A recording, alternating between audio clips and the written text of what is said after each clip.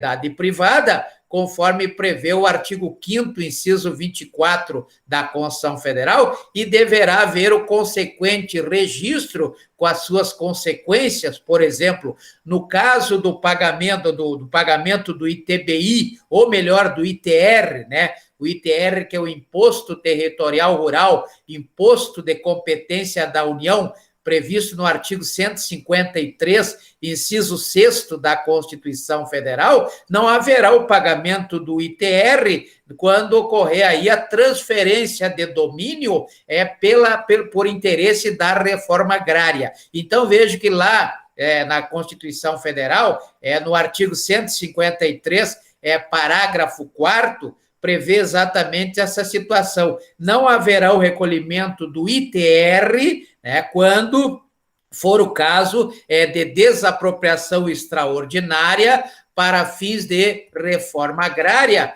como prevê a Lei 8.629, de 92. Então, vejo que nós temos aí vários pontos a serem analisados, né?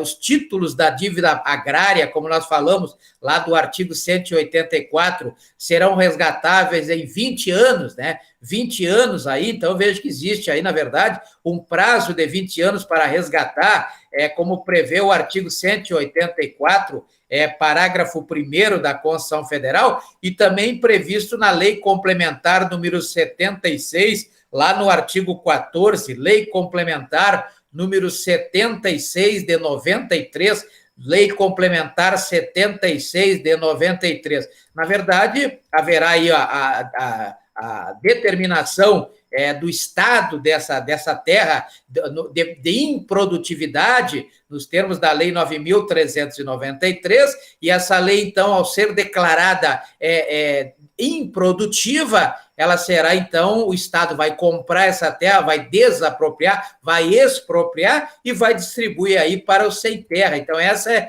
é a grande diferença, né? Na desapropriação ordinária, o próprio Estado que usa, o próprio Estado que exerce a finalidade constante no decreto de desapropriação, mas no caso das extraordinárias, não. Essa terra vai para outras pessoas, no caso da reforma agrária, vai para os sem terra, e no caso da reurbanização, vai para os sem-tetos, né? Vai para os sem-tetos, aí tem o pagamento da questão da cobrança do IPTU, né? Quando não estiver sendo observada aí a função social de um terreno, como prevê o artigo 156, parágrafo 1º da Constituição Federal, não exercendo a função social desse terreno, o artigo 5º, inciso 22 da Constituição Federal, autoriza o chamado IPTU progressivo, o IPTU, que é Imposto Territorial e Predial Urbano, de competência do município,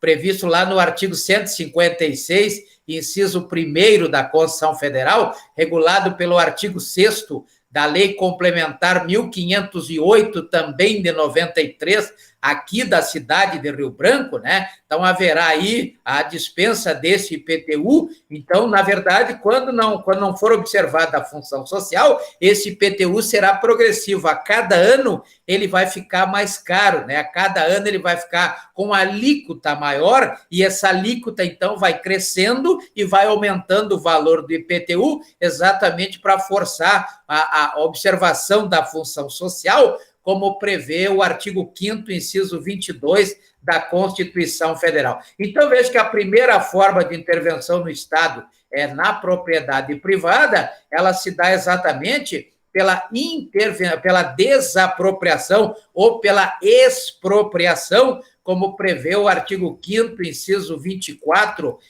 da Constituição Federal. Artigo 5º, inciso 24 da Constituição Federal. Então, essa é a primeira forma de intervenção do Estado na propriedade privada. A segunda forma que nós veremos hoje é a chamada ocupação temporária ou ocupação provisória, depende da doutrina que os senhores irão ler, né?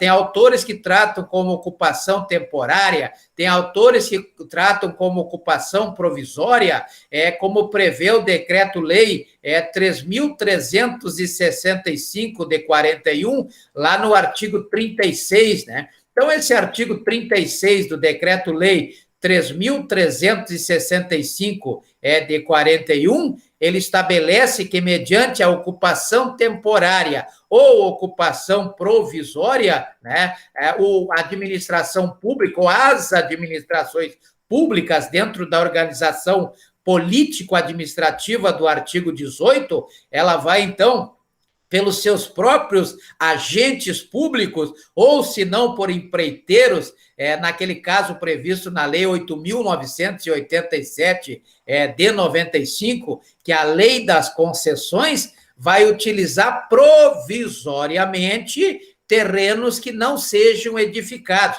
como chamados terrenos baldios ou terrenos inexplorados, né? Então, vai ocupar temporariamente, então a administração pública vai ocupar temporariamente, né? Logicamente que teremos aí esses terrenos sempre próximos a obras públicas, de preferência que sejam vizinhos a obras públicas, né? Já que essa utilização, na verdade, ela traz aí a possibilidade de ser por pouco tempo, apenas para guardar material, guardar maquinário, então temos aí alguma utilidade, e por isso é que se faz necessária a realização dessa ocupação temporária na realização de obra. Logicamente, desde que autorizados pela administração pública, através do decreto que vai declarar a finalidade dessa ocupação temporária, conforme prevê o artigo 36 da lei, do Decreto-Lei, né, 3.365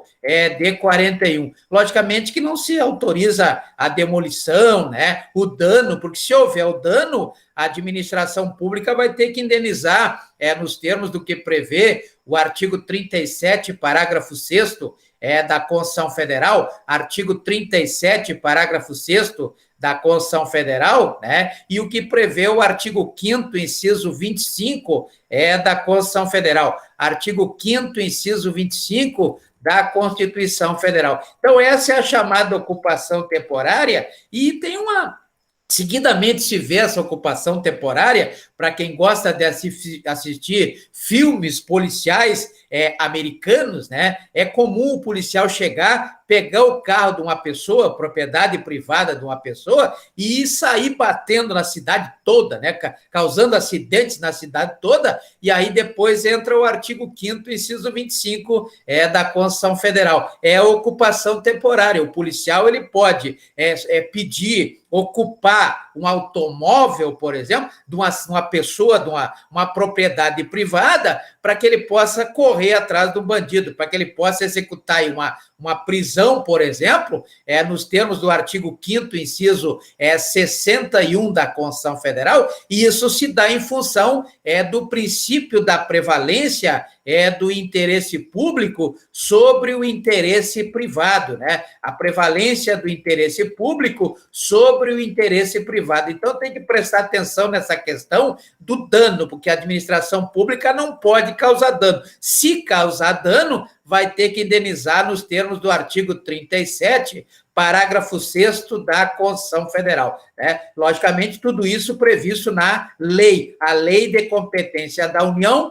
como prevê o artigo 22 da Constituição Federal. Então, veja que essa é a segunda forma de intervenção, na propriedade privada do Estado, na propriedade privada. Também temos a outra forma, que é a requisição administrativa, que também é o mesmo caso. Se gerar dano, a administração pública terá que indenizar, conforme determina o artigo 5º, inciso 25 da Constituição Federal, né? Então, se houver um iminente perigo público, a autoridade competência determinada pela lei, né, conforme prevê o artigo 22 da Constituição Federal, onde a lei vai estabelecer o poder e o dever a essa autoridade, né? Então, teremos aí a competência, essa autoridade ela poderá fazer uso de uma propriedade particular, ou seja, de um domínio particular, nos termos do que prevê o artigo 1228 da Lei 10.406 de 2002, mas fica assegurada aí ao proprietário uma indenização posterior quando houver o dano, Essa requisição, ela poderá ser civil ou